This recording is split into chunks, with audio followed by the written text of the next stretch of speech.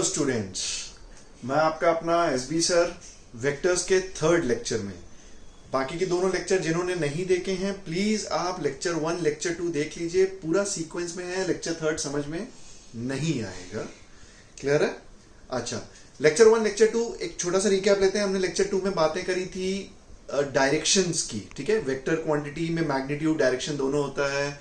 We have talked about how to find out a direction of vectors, ठीक है, coordinate system में और north south east west, ये सब बातें हम करके आ चुके हैं। अब आगे देखते हैं। और आज basically we will talk about finding out magnitude, resolution और थोड़ी थोड़ी बातें करेंगे वेक्टर्स में, अच्छी अच्छी। मैं आपको बताता हूं, एक्चुअली मैं आपको थोड़ी बहुत कहानी सुनाता हूं। कहानी सुनिए ध्यान से, बहुत कहानियां सुनाने का शौक है मुझे। So suppose I right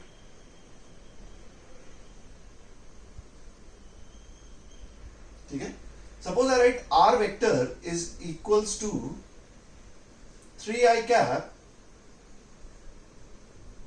plus 4j cap. r vector is equals to 3i cap plus 4j cap. अब सर ये तो हम जान चुके हैं कि अगर कोई वेक्टर लिखा हो तो उसको कोऑर्डिनेट सिस्टम में डायरेक्शन शो करना मुझे आता है। आओ शो करते हैं। Show how to show this vector in coordinate system. इसकी डायरेक्शन बनाते हैं। Let's see. सर ये बनाया आपने y एक्सिस, ये गई आपकी x एक्सिस। क्लियर है? y x standard coordinates. Clear है? अच्छा 3i कैप 4j कैप, इसको ड्रॉ करते हैं। तो सबसे पहले 3i कैप मतलब ओरिजिन से i कैप की डायरेक्शन में, i cap is a unit vector in x axis direction. ये सब बातें हम कर चुके हैं पहले, ठीक है। So we move 3 units here. कितने? 3. अब हमको 4j कैप मतलब 4 यूनिट्स j कैप की डायरेक्शन में। So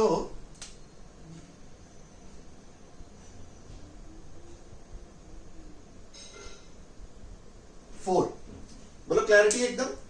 अच्छा एक्चुअल में देखो तो आपका वेक्टर ये है।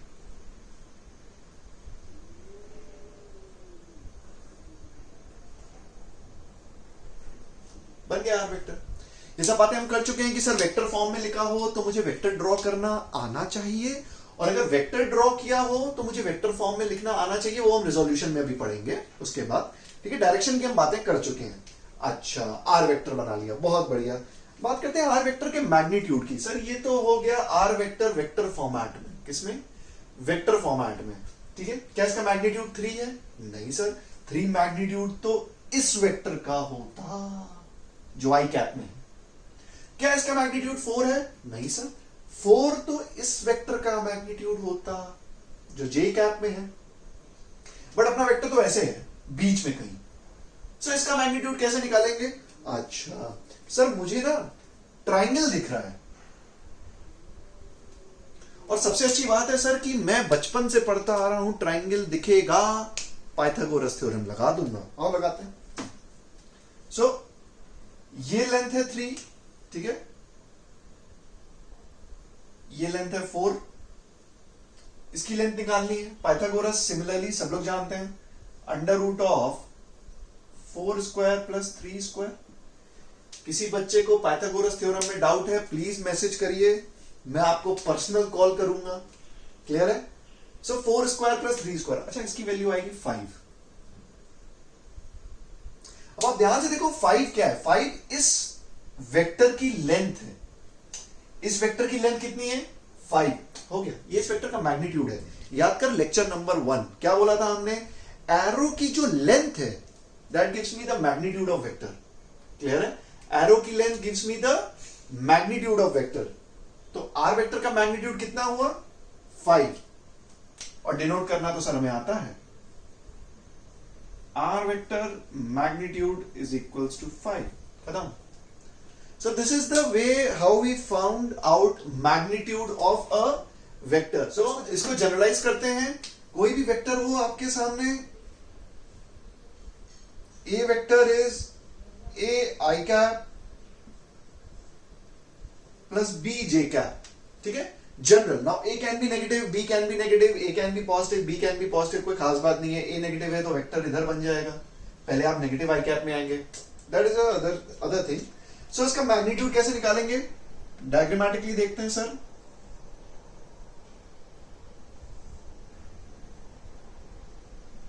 सो ए आई कैप मतलब मैं एक्स एक्सिस में चला ए यूनिट्स,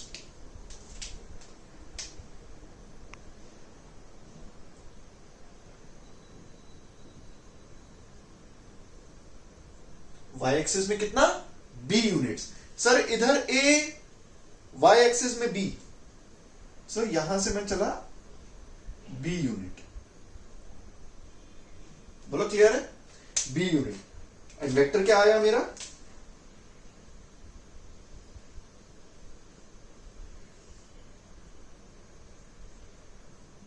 ए वेक्टर।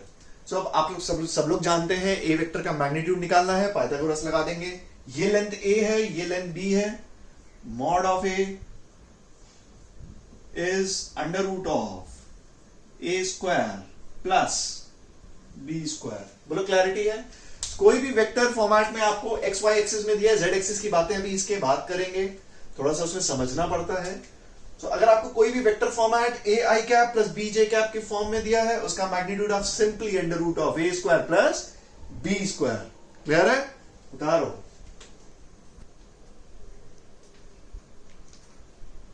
हो गया क्या आज।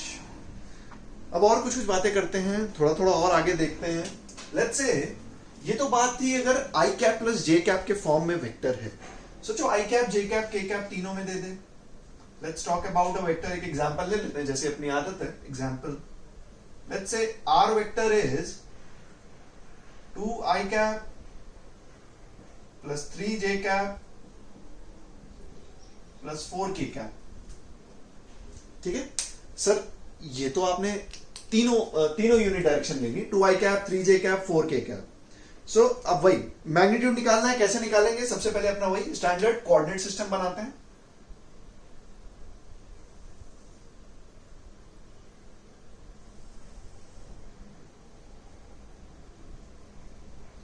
बोलो क्लियर है। y axis, x axis, z axis आप सबको पता है, ऐसे इस प्लेन के बाहर ऐसे z एक्सिस। ठीक है, अच्छा अब मुझे वेक्टर ड्रॉ करना है। जैसे मैंने आई कैप जे कैप वाले वेक्टर्स ड्रॉ किए थे, इनको ड्रॉ करना है। देखते हैं 2i कैप सबसे पहले। सो मैं x एक्सिस में चला 2 यूनिट्स, 2। बोलो क्लियर है।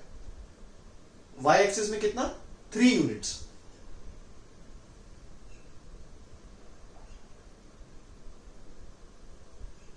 क्लियर है, 3। क्या ये मेरा वेक्टर है ना सर, z एक्सिस भी तो है। z एक्सिस में 4 यूनिट्स, मतलब इस पॉइंट से ऐसा बाहर यहां 4 यूनिट्स, इस पॉइंट से डिस्टेंस पे दिस पॉइंट। सो ये पॉइंट आया। अब इस पॉइंट को मैं ओरिजिन से जोड़ूंगा ऐसे। एक्चुअल में this is my vector, this is my vector R. Clearly imagine हो रहा है। वापस से देखते हैं, 2 यूनिट्स एक्स एक्सिस में, 3 यूनिट्स वाई एक्सिस में, 4 यूनिट्स जेड एक्सिस में, मतलब यहां पे आने के बाद इस पॉइंट के बाहर यहां कहीं। और मेरा वेक्टर कैसे बना, ऐसे। This is my R vector. Clear है। अब मुझे आर वेक्टर की एरो की, आर वेक्टर का मैग्नीट्यूड निकालना है, मतलब एरो की लेंथ निकाल लूं। क्या सब बात आप जानते हैं। अच्छा कैसे निकालेंगे देखते हैं। सबसे पहले मैं इस वेक्टर को और इस वेक्टर को ऐड करता हूं। ये तो हमने करना सीख ही लिया है। इस वेक्टर और इस वेक्टर को ऐड करते हैं, देखते हैं। Let's say I want to find out length of this. Clear है। इस ट्रायंगल को नेम कर देता हूं, सिंपल हो जाएगा। Let's say A B C. So length of A B हम सब लोग जानते हैं under root of 2 square plus 3 square. बोलो क्लियर है। Under root of 2 square plus 3 square. बहुत ध्यान से समझना। कितना आएगा, 9 plus 4 13, under root of 13। Clear. अच्छा अच्छा, क्या ये मेरा आर वेक्टर का मैग्नीट्यूड है? नहीं सर, ये तो इस वेक्टर का मैग्नीट्यूड है। मेरा आर वेक्टर कैसे है? ऐसे। बोलो क्लियर है? ऐसे। अच्छा, अब उसका मैग्नीट्यूड कैसे निकालें, समझते हैं थोड़ा। एक्चुअल में आप एक ट्राइंगल इमेजिन करो।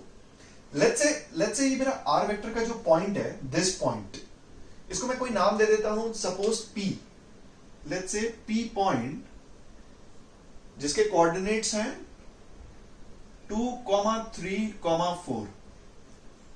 क्लियर है?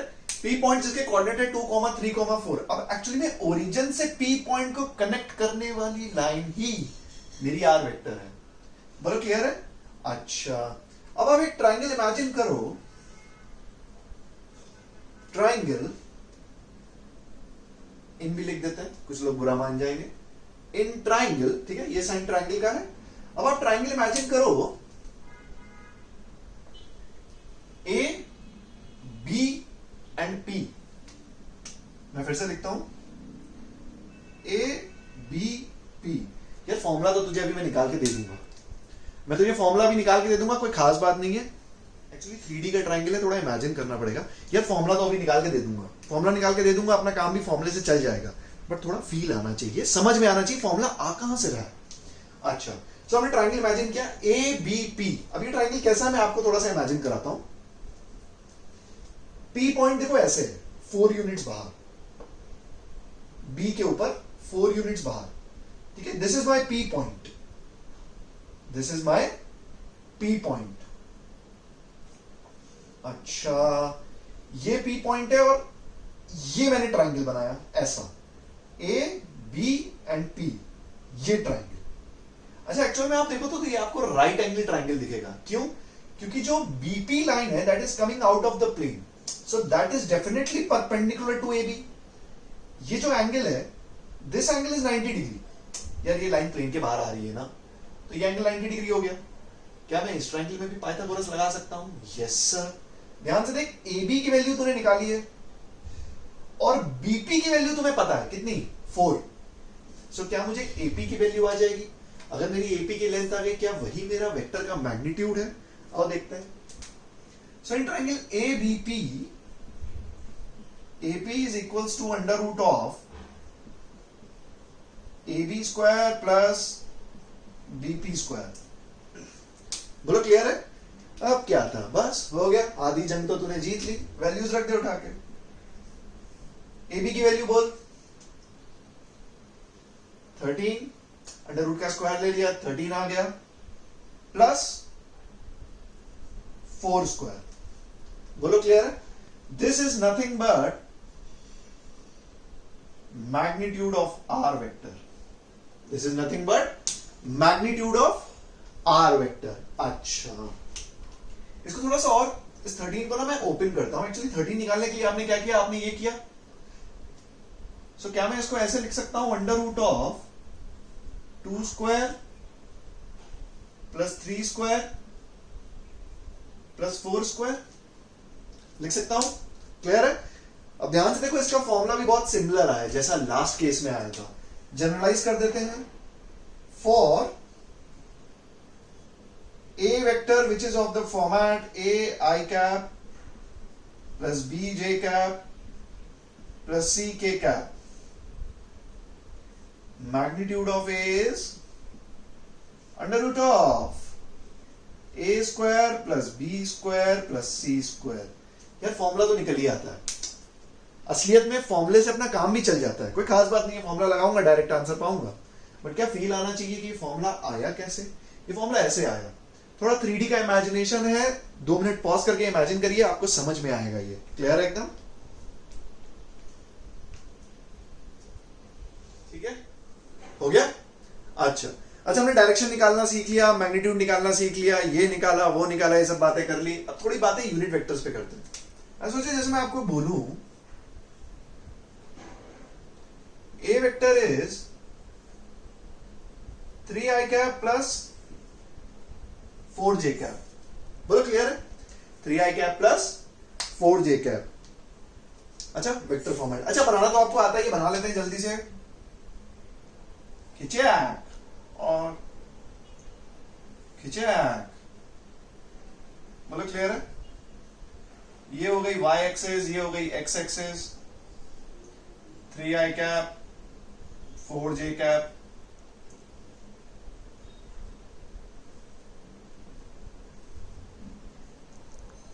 वेक्टर है।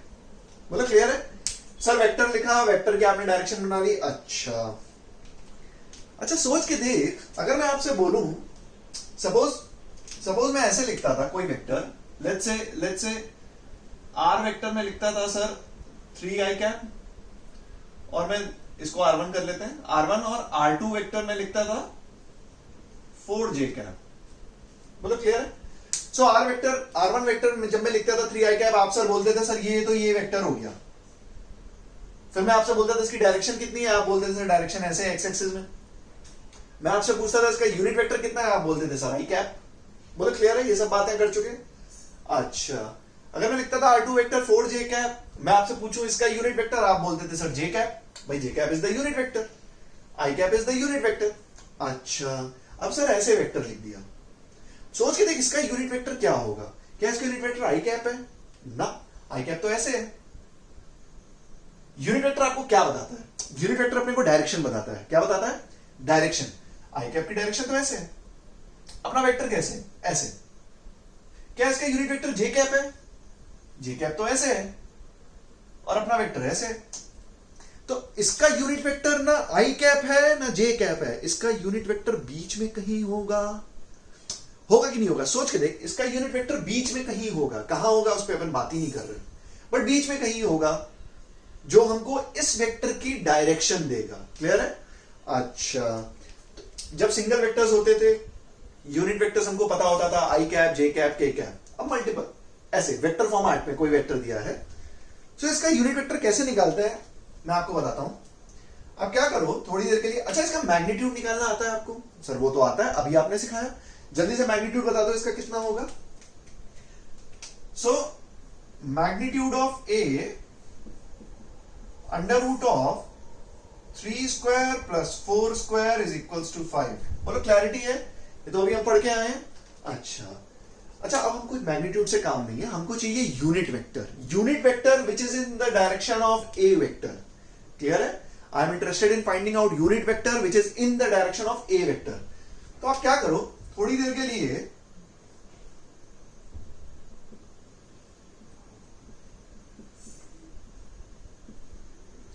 आप इस वेक्टर को 5 से मल्टीप्लाई करो और 5 से डिवाइड करो। आप इस वेक्टर को 5 से मल्टीप्लाई करो और 5 से डिवाइड करो, मतलब इसके मैग्नीट्यूड से मल्टीप्लाई करो और डिवाइड करो। ध्यान से देखो क्या बनता है, मैं आपको दिखाता हूं। ए वेक्टर 3/5 आई कैप प्लस 4/5 जे कैप इंटू 5। बोलो क्लैरिटी एकदम? अच्छा, इसको देखते हैं। This is also vector format, 3/5 I cap plus 4/5 J cap, ये भी एक वेक्टर फॉर्मेट है। इसका मैग्नीट्यूड निकालते हैं, देखते हैं क्या होता है। Let's find out the magnitude.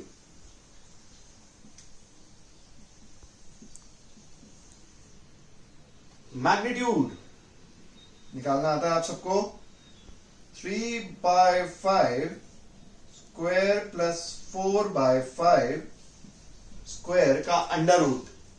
बोलो क्लैरिटी एकदम? अच्छा, 3/5 कितना? 9/25, 4/5 16/25, टोटल ऐड किया कितना हुआ? 25/25। अरे साला, तो 1 आ गया। कितना आ गया?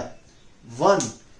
क्या मैं बोल सकता हूं this vector is unit vector in the direction of A vector?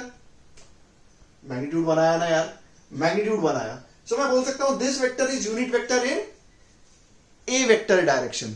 Clear है? इसको जनरलाइज करते हैं थोड़ा, इस फॉर्मेट को देखना, इस फॉर्मेट को इधर। What is this 5? This 5 is magnitude of A and this becomes the unit vector of A. So मैं बोलूंगा that vector A can be written as A cap into magnitude of A। बोलो clear है? A cap into magnitude of A। A vector upon magnitude of A vector is equals to A cap. इसका मतलब कोई भी vector हो जिसका unit vector find करना हो, उसको मैग्नीट्यूड से डिवाइड कर दो, उसको मैग्नीट्यूड से डिवाइड कर दो। इसको 3 पॉइंट्स नोटिफिकेशन में भी आप जनरलाइज कर सकते हो। For example, B vector is of the form 2i cap plus 3j cap plus 4k cap plus 4k cap। Magnitude कितना होगा? Magnitude of B vector is under root of 2 square plus 3 square plus 4 square. बोलो clear है? अच्छा, कितना हो गया है? √29। सही बोल रहा हूं ना? √29। बोलो क्लियर है? √29। अब क्या था? फॉर्मूला देखो, वेक्टर अपॉन मैग्नीट्यूड। सो अगर मुझे बी वेक्टर का यूनिट वेक्टर निकालना है, मैं क्या करूंगा? 2i cap plus 3j cap plus 4k cap upon √29। एकदम फ्री बैठे हो घर में तो इसका मैग्नीट्यूड निकाल के देख लेना, 1 ही आएगा। कितना आएगा? 1। So this is the basic procedure of finding unit vector. अब सोच के देख, आपको 2 वेक्टर्स दे और 2 वेक्टर्स पैरेलल डायरेक्शन में दे दे। 2 वेक्टर्स दे और 2 वेक्टर्स पैरेलल डायरेक्शन में दे दे। क्लियर है? एक वेक्टर आपको दे, एक वेक्टर अननोन रखे, इसका सिर्फ मैग्नीट्यूड दे, तो क्या आप ये वेक्टर निकाल सकते हो? निकाल सकते हो। क्यों? अगर 2 वेक्टर्स पैरेलल हैं, उनकी डायरेक्शन सेम है, तो क्या उनका यूनिट वेक्टर सेम होगा? क्या उनका यूनिट वेक्टर सेम होगा? इस वेक्टर से मैग्नीट्यूड निकालो, यूनिट वेक्टर से मल्टीप्लाई करो, वेक्टर फॉर्मेट आ जाएगा। इसमें बहुत सारे न्यूमेरिकल्स बनते हैं। आपको ए वेक्टर, मैग्नीट्यूड ऑफ ए और unit vector of A, 3 unknown terms हैं। कोई भी 2 देगा, तीसरी पूछ लेगा, कोई खास बात नहीं है, ऐसे खेलता रहता है। क्लियर है एकदम? यूनिट वेक्टर उतार लो इसे।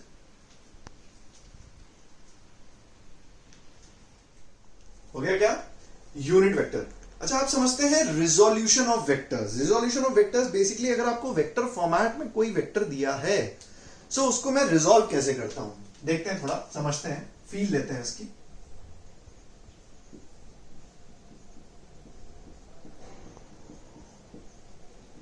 रिजोल्यूशन ऑफ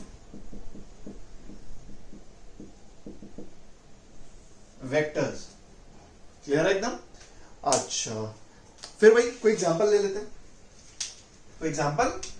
हैं। Let's say A vector is 2i cap plus 3j cap. बोलो क्लियर है? 2i cap plus 3j cap. अच्छा, इस वेक्टर को ड्रॉ करके देखते हैं।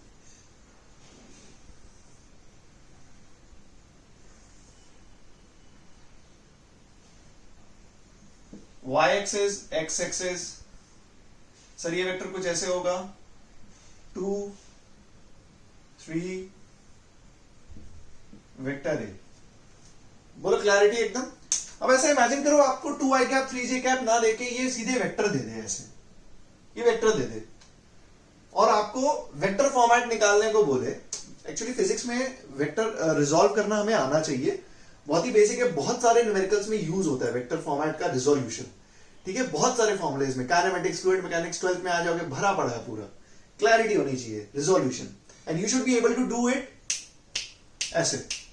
देखते हैं कैसे।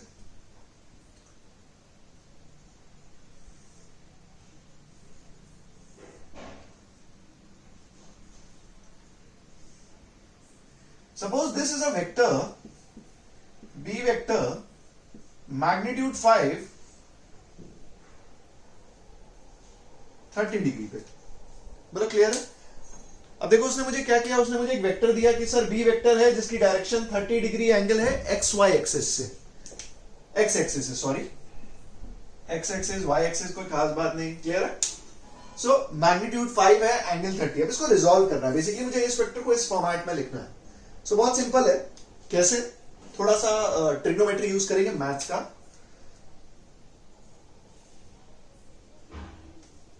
परपेंडिकुलर ड्रॉप किया, ये 90 degree angle, let's call this y and this is x। बोलो क्लियर है? ये y ये x। अच्छा अच्छा, आपने कुछ साइन कॉस कुछ कुछ ऐसी बातें सुनी है?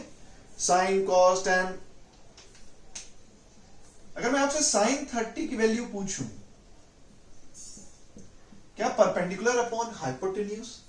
Perpendicular upon hypotenuse means y upon 5। बोलो क्लियर? अच्छा, cos 30 sir base upon hypotenuse x upon 5। बोलो क्लैरिटी है? अच्छा, यहां से साइन 30 की वैल्यू मुझे पता है हाफ होती है, बट इसको सॉल्व नहीं करते हैं थोड़ी देर के लिए। इसको क्या लिखता हूं मैं? ऐसे लिखता हूं y is equals to 5 sine 30 and x is equals to 5 cos 30। बोलो क्लैरिटी एकदम? अच्छा, इसका मतलब सर ये जो लेंथ है वेक्टर की, ये 5 cos 30 है, ये लेंथ वेक्टर की 5 sin 30 है। अगर मुझे वेक्टर फॉर्मेट में लिखना हो तो मैं कैसे लिखूंगा? ये लेंथ आई कैप की डायरेक्शन में, मतलब 5 cos 30 आई कैप प्लस 5 sin 30 जे कैप हो गया वेक्टर। अब सर ये हम जल्दी कैसे करेंगे? बड़ा जल्दी ऐसे करोगे कि आपको ये याद रखना है कि कोई भी वेक्टर दिया हो उसको एंगल की तरफ एक्स एक्सिस पे गिराओ या एंगल की तरफ वाई एक्सिस पे गिराओ। बेसिकली ऐसे याद करो कि इसको मैं एंगल की तरफ गिराऊंगा तो कॉस से मल्टीप्लाई करूंगा, एंगल के अपोजिट गिराऊंगा साइन से मल्टीप्लाई करूंगा। कैसे मैं आपको बताता हूं।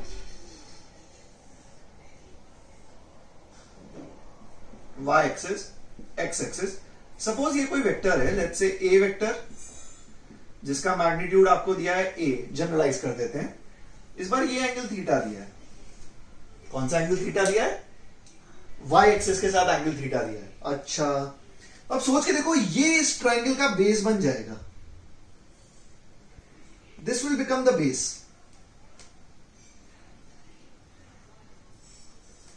अगर ये बेस बन जाएगा तो ये ऐसा नहीं लग रहा ये बेस बन जाएगा तो ये कॉस के फॉर्मेट में आएगा, ये बेस बन जाएगा तो कॉस के फॉर्मेट में आएगा। इसीलिए मैंने आपको बोला कि जब आप वेक्टर को एंगल के साइड में गिराओगे कॉस से मल्टीप्लाई करो। इस वेक्टर को अगर मुझे लिखना है मैं कैसे लिखूंगा? Sir A vector is a cos theta J cap, A cos theta J cap plus A sine theta I cap. बोलो क्लियर है? सोच ऐसे कोई वेक्टर हो, let's say C vector, magnitude ले लो इसका c, एंगल ले लो इसका थीटा अगेन। बोलो क्लियर है? जल्दी से कर दो, कॉन्फिडेंस आएगा, जल्दी से कर दो। आओ देखो, सी वेक्टर, फिर से वही स्पीड से करते हैं। इस वेक्टर को एंगल के साइड में गिराऊंगा तो कॉस, मतलब सी कॉस थीटा आई कैप। इसके बाद इसको परपेंडिकुलर, लेकिन जैसे ही मैंने परपेंडिकुलर कराया ये माइनस वाई एक्सिस हो गई। यूनिट वेक्टर माइनस जे कैप माइनस सी साइन थीटा जे कैप। बोलो क्लियर है? एक्चुअली आपको 4-5 न्यूमेरिकल्स में कराता हूं प्रैक्टिस से, प्योर प्रैक्टिस। प्रैक्टिस कर लो, कॉन्फिडेंस आ जाएगा, कोई खास बात नहीं है। बस इतना याद रखना है, वेक्टर के मैग्नीट्यूड से मल्टीप्लाई करना है कॉस थीटा और साइन थीटा को। वेक्टर को एंगल के साइड पे गिराओ, कॉस से मल्टीप्लाई करो, परपेंडिकुलर गिराओ, साइन से मल्टीप्लाई करो। बोलो क्लियर है एकदम? इसे बता आप लोग। अच्छा, थोड़ी बहुत प्रैक्टिस कर लेते हैं, कोई खास बात नहीं है। मैं 4 डायग्राम अलग अलग नहीं बनाऊंगा, आप ही बनाएंगे बहुत सारे डायग्राम। मैं सिर्फ वेक्टर्स बनाऊंगा।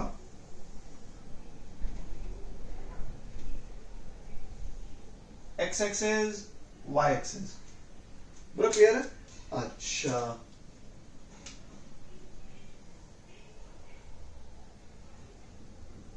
ए वेक्टर मैग्नीट्यूड इसका ले लो 6, एंगल ले लो 45 डिग्री। बोलो क्लैरिटी एकदम? अच्छा, और ले लो बी वेक्टर, मैग्नीट्यूड इसका ले लो 10, वाई एक्सिस के साथ एंगल ले लो 30 डिग्री। बोलो क्लियर है? अच्छा, और ले लो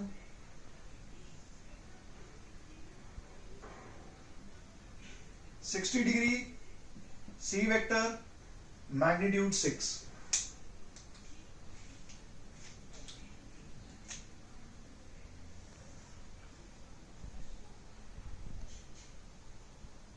$30 D vector, magnitude let's say 5। बोलो क्लियर है? सो मैंने आपको वेक्टर्स दिए हैं, एंगल्स दे दिए, मैग्नीट्यूड दे दिए। सिंपल रिजॉल्व करना है, सिंपल रिजॉल्व करना है। रिजॉल्व करिए, कमेंट सेक्शन में आंसर्स बताइए। आपके आंसर्स मैं आपको बताऊंगा सही है कि गलत है। एक वेक्टर करके दिखा दें, करके दिखा दें। आ जाओ, कौन सा वेक्टर कर ले? ए वेक्टर कर लेते हैं। ए वेक्टर मैं बताऊंगा, 3 आप करेंगे। क्लियर है एकदम? अच्छा, ए वेक्टर वही अपना स्टैंडर्ड। ए वेक्टर को सर बेस पे गिराओ, कॉस से मल्टीप्लाई करो। सो मैं लिखूंगा ए vector is 6 into cos 45 I cap plus 6 into sin 45 J cap। Solve कर लो, जो इससे आएगा वो आपका आंसर है। sin 45 cos 45 1/√2 होता है। सॉल्व कर लो, जो आएगा वो आपका आंसर है। क्लियर है? ऐसे ही आपको सारे वेक्टर्स रिजॉल्व करने हैं। सारे वेक्टर्स ढंग से प्रैक्टिस करिए, रिजॉल्व करिए और कमेंट सेक्शन पे आंसर्स कमेंट करिए। क्लियर है एकदम? इसके बाद वेक्टर्स में हमारे कुछ ही टॉपिक्स बचते हैं। रिजोल्यूशन एक बार हमको क्लैरिटी से आ गया। एडिशन, सब्ट्रैक्शन और वेक्टर प्रोडक्ट्स, इनकी हम बातें करेंगे नेक्स्ट लेक्चर में। क्लियर है एकदम? उतार लीजिए।